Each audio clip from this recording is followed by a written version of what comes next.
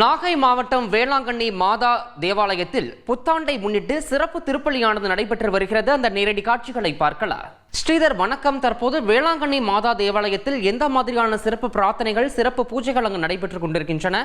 உங்களுடைய கள தகவல்.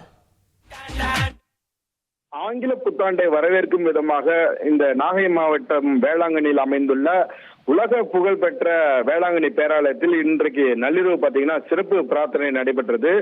வேளாங்கண்ணி விண்மீன் ஆலயத்தில் நடைபெற்ற நிகழ்ச்சியில் தஞ்சை மறைமாவட்ட ஆயர் சகாயராஜ் தலைமையில் பார்த்தீங்கன்னா இந்த பூஜை என்பது சரியாக 11 மணிக்கு தொடங்கி தற்போது வரை நடைபெற்று வருகிறது. குறிப்பாக இந்த 2024ஆம் ஆண்டிற்கு நன்றி தெரிவித்தும் அதே போல 2025ஆம் அந்த யூபிலி ஆண்டை வரவேற்கும் விதமாக சிறப்பு திருப்பலியை தஞ்சை மறைமாவட்ட ஆயர் சகாயராஜ் நிறைவேற்றினார். முன்னதாக ஊர்வலமாக வருகை தந்த பாதிரியார்களுக்கு புத்தாண்டை வரவேற்கும் விதமாக இந்திய கலாச்சாரப்படி இந்த கும்ப மரியாதையுடன் ஆரத்தி எடுத்து பெண்கள் வரவேற்பு அளித்தனர். அதனைத் தொடர்ந்து சரியாக 12 மணிக்கு புத்தாண்டு பிறந்ததை அனைவருக்கும் அறியும் வகையில் குத்துவிளக்கு ஏற்றி மக்களுக்கு இது அறிவிக்கப்பட்டது. அதனைத் தொடர்ந்து இந்த புத்தாண்டில் அமைதியும் நன்மையும் அனைத்து தரப்பு மக்களுக்கும் கிடைக்க வேண்டும் என்றும் அனைவருக்கும் மகிழ்ச்சியும் சந்தோஷத்தையும் இந்த புத்தாண்டு அளிக்க வேண்டும் என பிரார்த்தனை நடைபெற்றது. மேலும் இந்த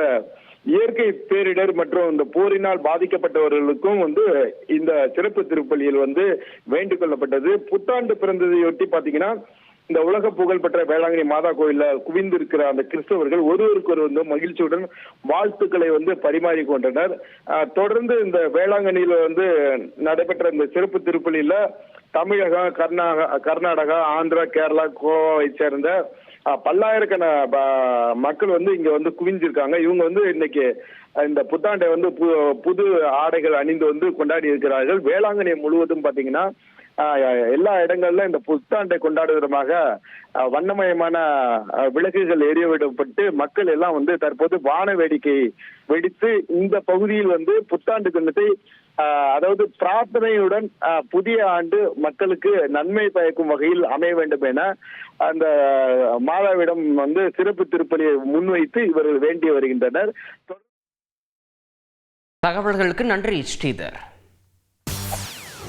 செய்திகளை உடனுக்குடன் தெரிந்து கொள்ள உடனே சப்ஸ்கிரைப் பண்ணுங்க.